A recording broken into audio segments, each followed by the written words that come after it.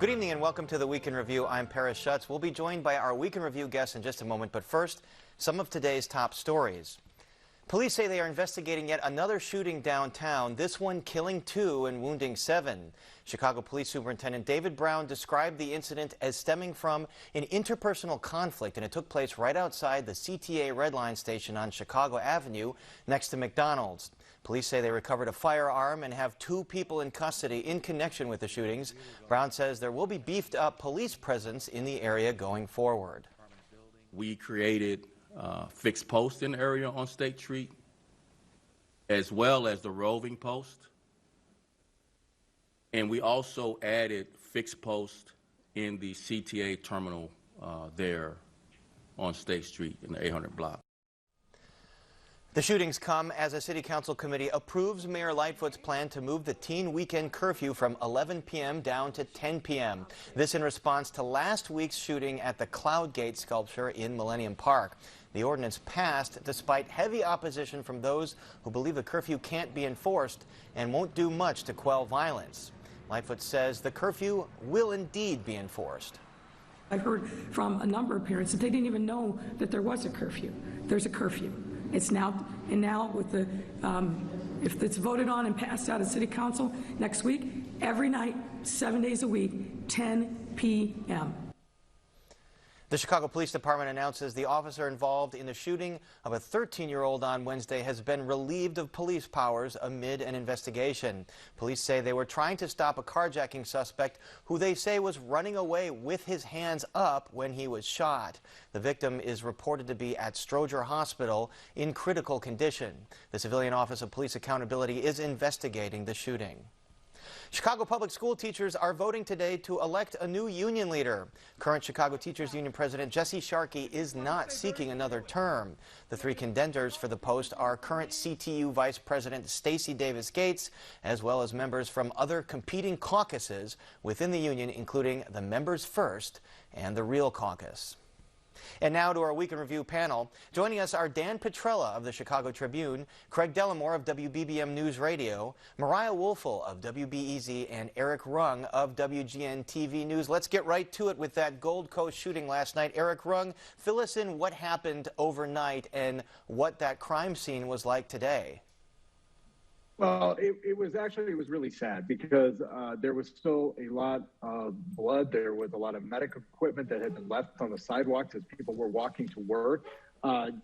Superintendent David Brown said that it was a crime scene, but people were walking through it all morning long. And it was just a really sad situation that started outside of the McDonald's. There were 2 groups of people that had some sort of incident. They got into a big fight. You could see in the video people throwing punches really in front of police at that point. Superintendent Brown said that someone handed another man a gun who started just firing and hit 9 people, killing 2, then ran to that CTA subway stop there at Chicago and State.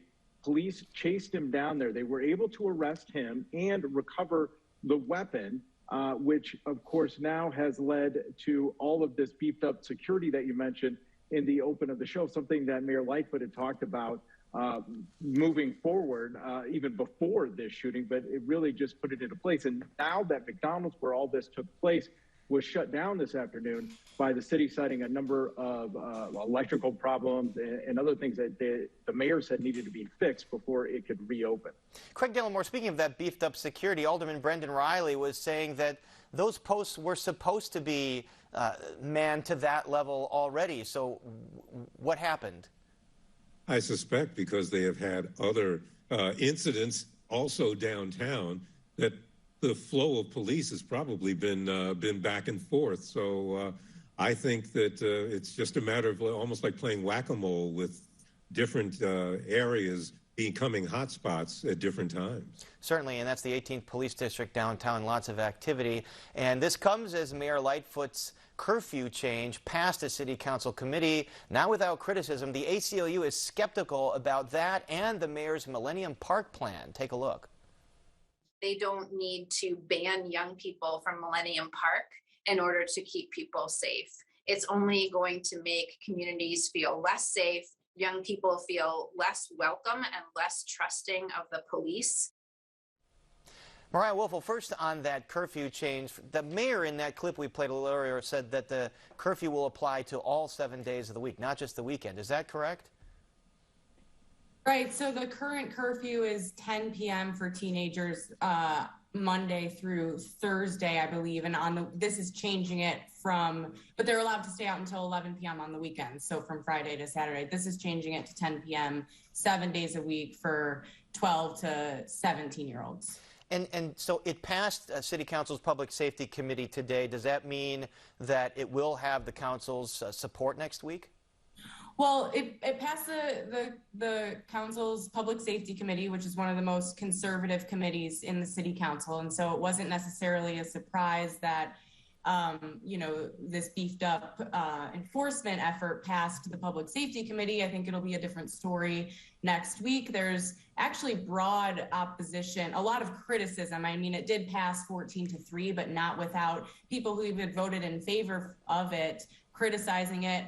Across the spectrum, progressives saying this is going to target Black and brown youth with increased enforcement, and then conservative aldermen speaking out against it, saying it doesn't have, because police testified that even when teens are stopped for curfew violations, they're not charged, they're not cited, they're taken into custody and returned to their parents. So more conservative aldermen saying that this is going to turn police officers into chauffeurs driving kids home at night. And so I think it's absolutely not a given that it's going to pass next week. But the mayor did issue an executive order that says the same thing, that she says is legal and in place, and that's a whole other story. And Dan Petrella says say it does pass. Can police enforce this properly, as Mariah said, drive people home without violating civil rights? Well, I think that's a big question. I think folks like the ACLU are going to be watching that very closely. It also raises the question of who the downtown of the city of Chicago is for. There are exceptions, I think, in the Millennium Park rules that the mayor has introduced for people who are attending ticketed events. I've heard criticisms that, that's going to be white kids from the suburbs who are coming downtown for Lollapalooza or other events during the summer. And, kids who live in the city and in other neighborhoods are not going to be able to enjoy the amenities that their city is offering them. Craig Dellamore, on top of this, we've got the mayor's proposed ban on unaccompanied minors on weekend evenings at Millennium Park. Initially, she issued an executive order, but then realized she needs to go through City Council on this, too. Will this have support of City Council?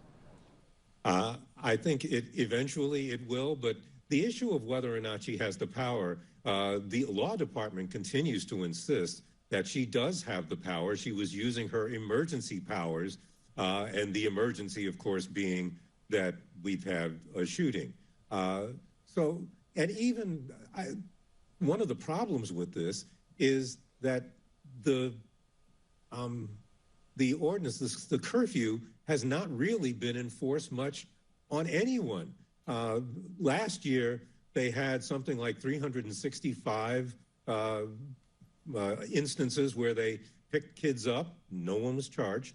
The year before, it was somewhat 600. So some of the criticism was, why are you tightening something that the police don't even use? And Eric Rung, what about that notion that Dan Petrella brought up, the exception here for kids that are going to ticketed events like Lollapalooza? Is that likely to bring lots of opposition and perhaps even legal challenges?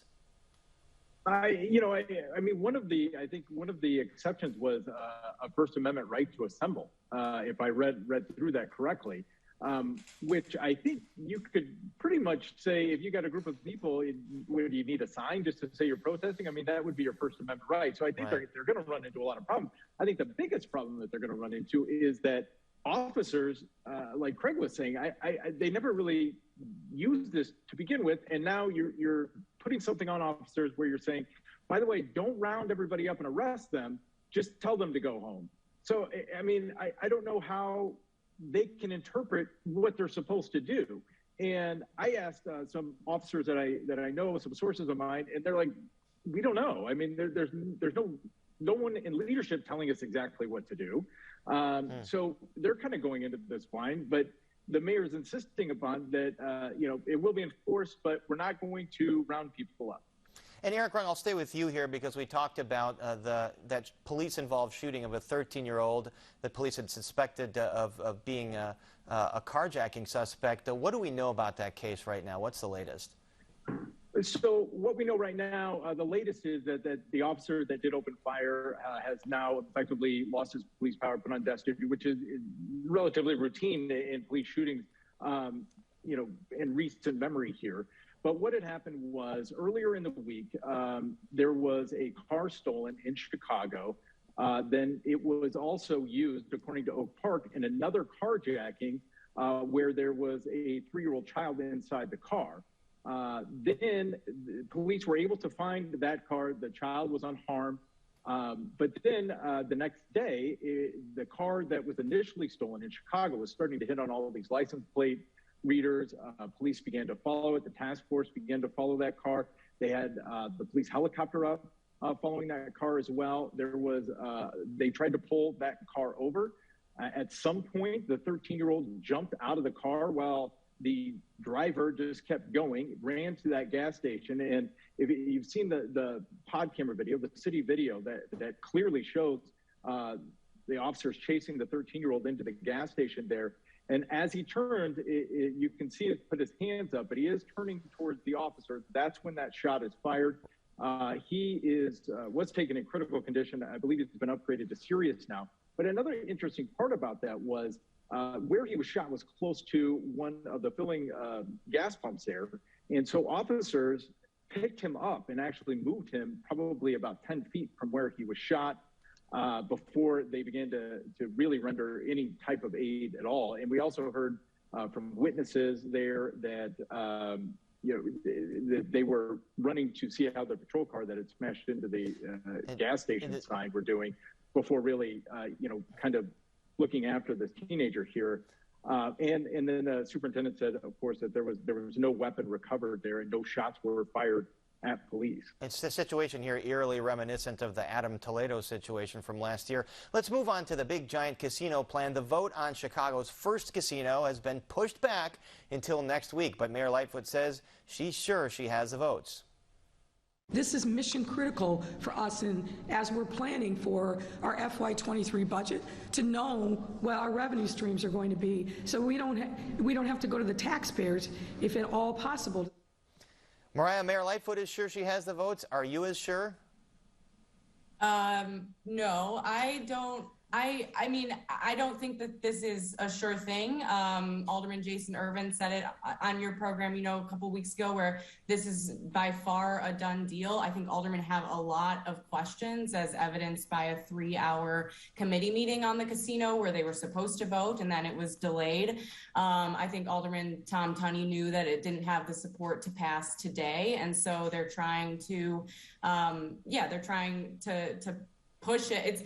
It's significant in that it didn't have the votes as the mayor had hoped and thought it was going to have today, but it's kind of insignificant in that they're scheduling another meeting for Monday with hopes of passing it Monday and still getting it passed through the full city council on Wednesday, which was, the mayor's goal all along. And so, but there's a lot of details that aldermen are still looking for. They have, hundreds of pages of documents to sift through over the weekend. And I think Alderman Tom Tunney ended the committee meeting by saying, happy weekend, go do your homework. And so we'll see how this works out on Monday. Craig and I will be at City Hall for a very long day. Certainly will be a marathon day. Dan Petrella, Alderman Riley has called it a parking meter deal, reminiscing that now hated $1.2 billion plan that was foisted among Alder people at the very last second, and they didn't really have a chance to digest it. That kind of reminds me of how the state budget process works. Thousands of pages and no one really knows what's in it. Do you think that things about this casino plan are going to have to change in order to get support? That's a good question. There certainly seems to be a lot of opposition from at least some members of the city council and from people in the surrounding neighborhoods, both of the permanent site, which is going to be where our printing plants currently are, and also the temporary site at Medina Temple. So I think it seems like the mayor has some work to do to make sure she has the votes that she thinks that she has lined up. And clearly, the chairman of that committee, Tom Tunney, who is a Lightfoot ally, did not feel ready yet. So we'll see what happens over the weekend. Also this week, Craig Dellimore, City Council passed that new compromise ward map after months of stalemate between the African American caucus and the Latino caucus. I think we've kind of beaten this thing to death on this show. So the only question I have left is, will there be a lawsuit to challenge it, especially when you consider some of those strange-looking wards, like the 36th? The 36th is the strangest looking, and maybe the strangest, certainly in my memory, and this is my third. It looks like a barbell, and that the thin part is along Grand Avenue, and this is the ward that happens to belong to Gilbert Villegas, who happens to be the head of the Latino caucus, who was the leader of the opposition to the map that did pass. So, yeah, it looks like a message. But in fact, I suspect there will be, if you can make a case for any ward that is perfectly gerrymandered, that's the ward. But whether it will be Villegas who brings that suit or some person who's in the ward, a resident, I suspect they'll have more standing, and they should, because imagine trying to figure out who your alderman is if you live somewhere on Grand Avenue, and it depends on which side of the street you're on for certain stretches of that. So yeah, and there are a couple of other wards where people are unhappy. So you could see a couple of lawsuits, but unless they're very well funded, and they might not go very far. Right, that stretch on Grand Avenue at spots, it seems like it's less than a block in width there for that ward. So if you're a resident around there, how do you know what ward you're in?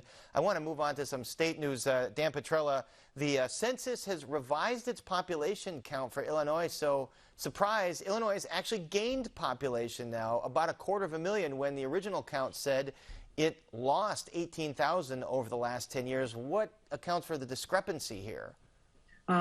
There's undercounts in, I think, about half a dozen states. Illinois was one of them. Illinois was one of the larger percentages to go up. There's issues not specific to Illinois, but nationally they saw with undercounting the Latino population, the African American population in states.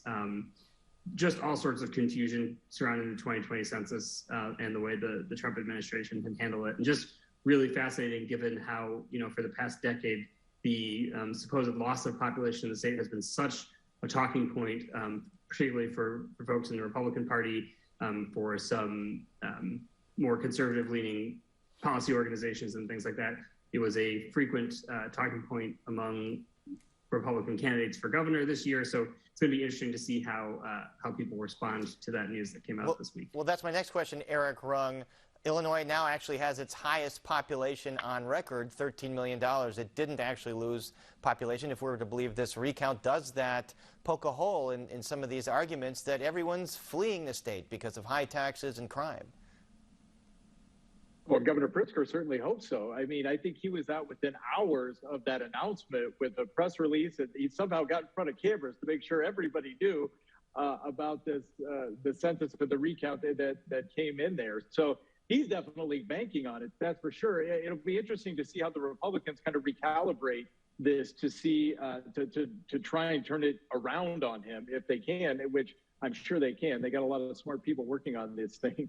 So, but yeah, J.B. Pritzker certainly is hoping that this is going to take him places as we move closer and closer to the election. Talking about folks working on campaigns, Craig Dellimore, if you watch other stations, and we here at WTTW are fine if you watch other stations, just not between 7 and 8 p.m. But if you watch other stations, you can't escape all of these campaign ads, pro and con, for Richard Irvin and Darren Bailey and Jesse Sullivan. Who is funding these ads? Well, in a lot of cases, it's what would, for other reasons, be called dark money. And that is, it's not necessarily the campaigns themselves, although some are. But for example, a lot of the commercials that seem to help Governor Pritzker are coming from the Democratic Governors Association. And really, it's there, every year we say, boy, they're more negative than we've ever seen them. And every year they get more negative. And the reason is because it works. So we are seeing, some of the nastier campaign commercials that we've seen. And in some cases, for example, of all things, Richard Irvin's campaign is portraying conservative. Darren Bailey? Darren Bailey as being a liberal. Now, anybody who's covered Darren Bailey know that's probably the last thing you'd want to call him, and yet he has to fight, Irvin has to fight the Republicans who say he's not Republican enough and not conservative enough. So it's like a battle over who can be more right than the other. And everybody's aimed at Pritzker, but at the moment, all the Republicans who aren't Irvin are aimed at Irvin. So that's the kind of campaign it's going to be until the end of June. And speaking of Irvin, Dan Petrella, the Tribune, had a story that Irvin had come to the scene of a pot shop in Aurora after his girlfriend at the time had allegedly caused a ruckus. Police were called to the scene. And according to police reports, and I should disclose that WTTW filed a records request for those reports several weeks ago. We have those reports. The reports say that Irvin said the charges would, quote, be taken care of. Irvin saying he didn't mean anything nefarious by that, just that he'd get a lawyer for her. Are we to buy that? It's interesting. I think most people, if they hear the mayor of a town say that charges are going to be taken care of, would interpret it the way the police officer who wrote those reports seems to have. It's also interesting because it runs counter to the main narrative of Irvin's campaign, which is that he's the law and order candidate. He's going to be tough on crime and clean up the streets, like he says he's done in Aurora, that he backs the blue, that he has police officers back. And then when he is not the subject of a police report, but written about in the police report, his defense is that the police report is wrong. The officer misinterpreted what he said. So it just kind of is somewhat contradictory to the way he's trying to portray himself in terms of his support for his relationship with law enforcement. And I should know it's a battery charge, and they have charged it as an ordinance violation in Aurora Municipal Court, as opposed to a state criminal violation. And the ordinance violation is minor because it doesn't go on one's permanent record or anything like that. It's a ticket that someone has to pay. I want to move on to another election. Mariah Woelfel, the Chicago Teachers Union, their members are voting right now on the path forward for the union that's had a lot of issues with Mayor Lightfoot. Do we know anything about the results at this point? Not since I logged on. I think results are expected maybe later this night or tonight or tomorrow morning. All right, so tell us about caucuses. I'm sorry, I was just going to ask you to tell us about the different caucuses here. We have Stacey Davis Gates, who's the vice president, running against two challengers. Right. So there's core. Stacey Davis Gates is, running as president for that's been in office for the past decade or so. There's Members First, which is challenging core, kind of taking an approach, it seems, pushing the union to focus more on issues directly affecting teachers, like wages, preparation time, benefits, kind of accusing Davis Gates and Jesse Sharkey, who's stepping down, of focusing too much on social justice issues, that they're out of touch with members. And then there's the Real Caucus, which I think would potentially continue to focus on social justice activism as CORE has over the past decade, but claims similar to Members First that, Stacey Davis Gates and Jesse Sharkey are out of touch with members' needs, and so time for new leadership challenging the CORE caucus as well. So if Members First, if that candidate wins, does that mean that labor relations with the city might be a little less tempestuous? Well, it is. I think Lightfoot in her, standoff with the CTU that we've seen during the pandemic and in the strikes that we've seen, has accused the CTU, or has tried to appeal directly to parents, directly to teachers, tried to go over the union's head. So you would think that a caucus like Members First would better align with Lightfoot, get along with them. I think Members First has said they're going to collaborate with all stakeholders, including the mayor. And so you could see maybe a better relationship between Members First and the mayor. All right, well, we'll await those results later tonight, but for the time being, we are out of time. So our thanks to Dan Petrella, Craig Delamore, Mariah Woelfel, and Eric Rung. And that's our show for this Friday night. Don't forget you can get Chicago Tonight and the Week in Review streamed on Facebook, YouTube, and our website, WTTW.com/news. And be sure to join us tomorrow night at 6 for Chicago Tonight Latino Voices, and then immediately after that, Chicago Tonight Black Voices at 6:30. You can also see the Voices programs Sundays starting at 10 p.m. And then, of course, we're back at 7 o'clock all next week. And now for the Week in Review, I'm Paris Schutz. Thank you so much for watching. Stay healthy and safe, and have a great weekend.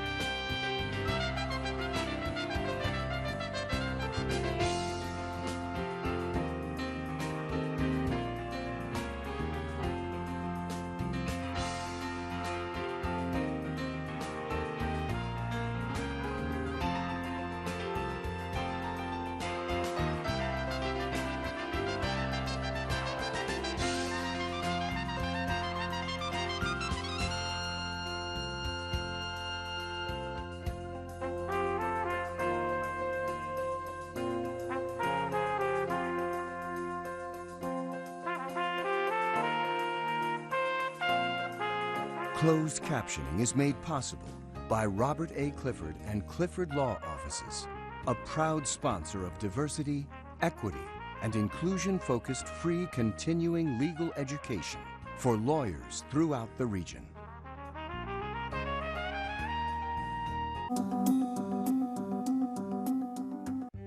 Next time, when Bunty speaks at a school for troubled young women, the headmistress, I hate you!